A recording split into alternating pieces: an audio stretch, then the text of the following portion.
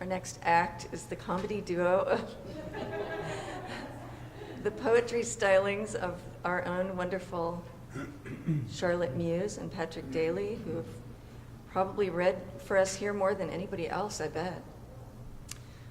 They are Peninsula poetry royalty. They really need no introduction, but they do have a reading series themselves called The Not Yet Dead Poets, which you should sample. It's at the the main gallery in Redwood City, the second Wednesday of the month.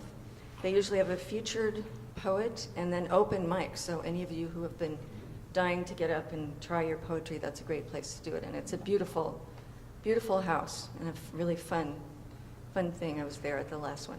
They won't be at the next one, but they will, because they're going to be traveling. Oh, Monica is hosting? Awesome. Yeah, so give it a try if you haven't done it. Please welcome Patrick Daly and Charlotte Muse.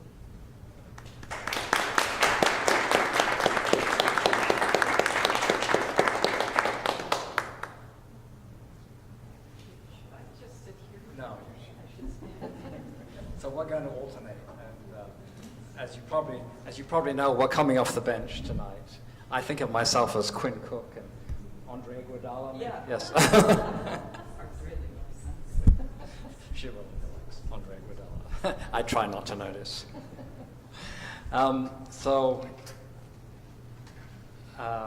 We're just going to read a couple of poems each. I'm going to start with a poem called Displaced Person and Raven.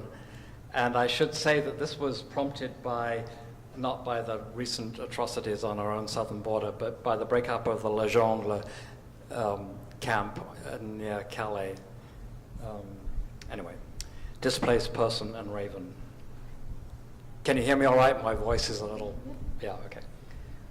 One glittering black, one merely dirty. One hopping, one limping to a stop. One sitting dejected on the curb, hands cupping his stubble, while one stretches, flaps, lifts himself into the air, finds a thermal, and rises. One circling wider, watching the world. One praying, short, angry prayers like the alarm cries of a raven.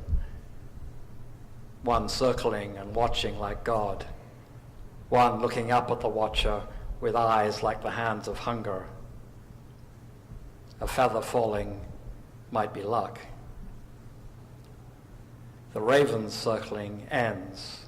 He has taken a chick and returns to the curb to eat it, the man watching.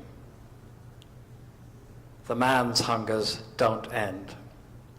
Like a knife just swallowed, they sink deeper. Simple hungers that cannot be fed for complicated reasons.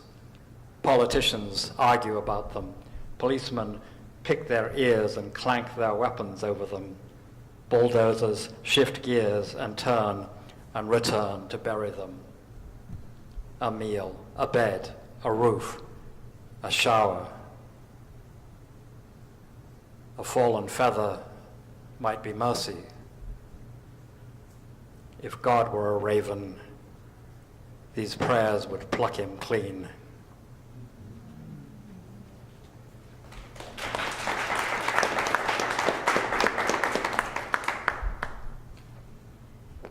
I think I'm going to read an old poem that I wrote when I was much younger and much unhappier.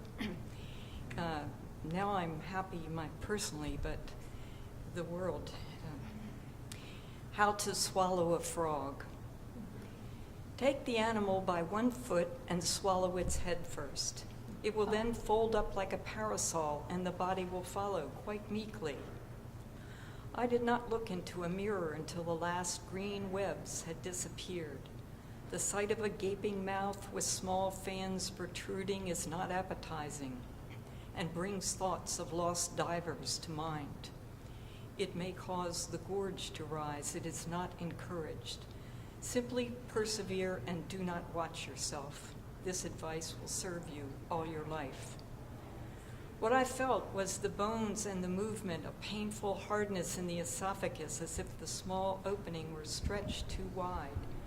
But its muscles did their work, moving the frog along like hands stuffing a sausage casing. Think to yourself, if I must, I must. The frog expanded in my stomach.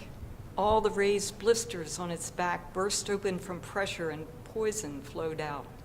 I began to taste it in thin, oily saliva at the sides of my tongue. Then its small fingers grew longer and thinner, outdistancing the webs until they reached into my veins. I believe that if you cut into my arm at the elbow, it would dangle from these live green threads. At night, I think my skin is changing color, roughening. My knees are turning outward, and not just for men. I long for a stream. The sun silver tunnels into its surface, the reeds sway, mud and the soft dark veils of the underwater leaves, the dragonflies, the ceaseless working of the water boatmen, the trees waiting at the edge of the water, and all the light and all the dark. Something about ears twitching away raindrops. A story of a small, strong dog, Simon, who loved us humans, but was hot to fight anything that moved or stupidly stood on four legs, and dragged my poor parents one after another at the other end of the leash into stories no one wanted to be in. A pig down a mountain path, a German shepherd from one end of Exeter High Street to the other. But it was the twitch I was thinking of, the twitch of his ears that first brought him to us. My father had bought him, tiny then, a puppy, for me and my sister Harriet, and was carrying him to our house in his arms. And Simon, his sense of trouble already full grown, leapt out of my dad's arms and disappeared on a patch of wild scrub and trees. And this was Jamaica in the rainy season. The rain was coming down hard and harder and the lightning forking. And my mother said, "We'll start lunch. Your father won't come home in this." And then there was my father, soaked, carrying Simon, a placid seal pup, in his arms, telling us how he never would have found him in a kinglier hour of calling and cursing in the storm, but for the twitching of his ears under a bush.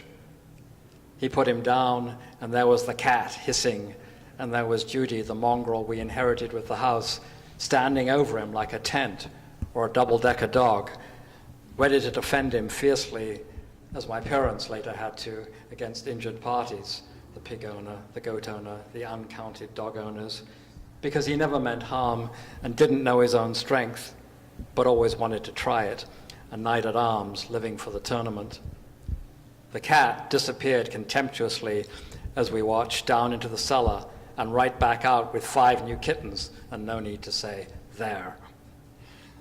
And I will tell you about the turkey chick he once caught in his terrible locking jaws and held under one paw, captive but unbitten, in the shade of a tree until he forgot, or I think took pity, and lifted the paw. So there was no question when we left for England of not taking Simon, and no question when they left for Uganda of not taking Simon, though they left us locked up in England in our grey boarding schools. But he kept fighting, and the police came, and they had to chain him up, but that was too sad, so they gave him away, far away, a farm in Kenya, they wrote and told us. And I still think the bitter letter Harriet wrote them back, "How nice and peaceful your lives must be now," was about Simon. And maybe they should have let him go sooner or never picked him up instead of being pulled, slithering and cursing into love. But 60 years later, looking out through the window opened by a wing shadow on green, a twitch or quick wrinkle in the surface of things, and seeing more than I want and less, I'm glad they embraced the trouble without asking if he was worth it, for as long as they could stand it. And I'd say it's good to be loved that much, if not great.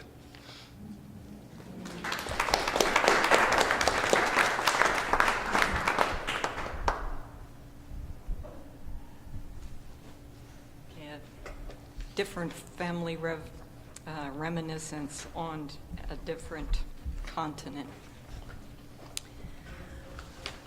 Soon Soon, said the wind under the door, and the metal strip hummed. Outside was the long clothesline, the narrow yard, and the wooded field beyond. Past the metal trash burner with holes around the edges so the ashes could get out. Past the dogwood beginning to bloom whitely. On the day of soon, there was water in the air. I could smell it, playing on the kitchen floor's colored, spattered linoleum. My mother ran out to the clothesline, pulled the clothes off, and ran back, excited about having to hurry. When the door opened and she set the basket down, I saw clouds, but not like the cloud in the book, puffy-cheeked and squinch-eyed, blowing the whole wind. It was not a true book. And the moon picture, round and bald with a smiling face, where was the rest of him? I wanted to kick him like a ball, but he was old and I knew he would yell. Turn the page, and the moon was a capital E with a big nose and witchy chin, a stocking cap on his pointed half a head. He was smiling too, but why? Daddy's gone now, but he'll come home, my mother told me. When? I asked. Soon, she longed.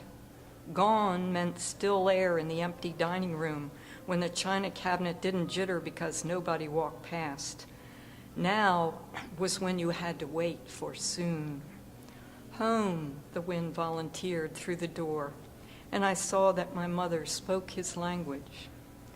Long years after she gave her last breath to the wind, I've heard her voice moaning those words on 1,000 other days of when and soon.